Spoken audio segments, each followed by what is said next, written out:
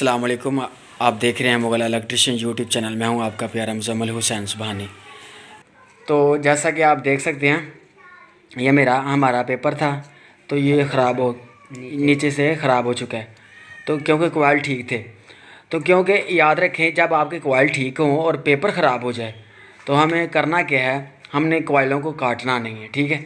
और हमने करना ये है कि अगर आपके पास थिनर है, तो थिनर आपने इस कोयल के ऊपर लगा देना है, मोटर के अंदर कोयलों के ऊपर लगा देना है, ठीक है।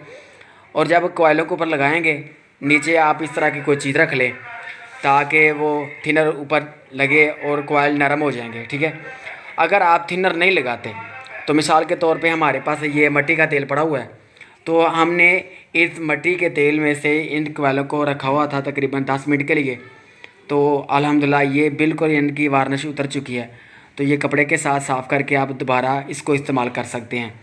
आप अपना वक़्त भी बचा सकते हैं, अपनी तार भी बचा सकते हैं, और बाकायदा सिर्फ ये है कि आपने पेपर नया डालना है और वेल्डिंग करनी है। तो ये है मेरा मशवरा, आप थिनर यूज़ करें या मिट्टी का तेल यूज़ करें तो आपके कोयल साफ़ हो जाएंगे। और इंशाल्लाह मज़ीद इसके अलावा मैं वीडियो और मुकम्मल बनाऊँगा कि यह तरीक़ाकार क्या होता है कोयल निकालने का। मिलते हैं कि नई वीडियो के साथ। अस्सलाम वालेकुम रहमतुल्लाहि व बरकातुहू। मेरी वीडियो अच्छी लगे तो चैनल को सब्सक्राइब करें।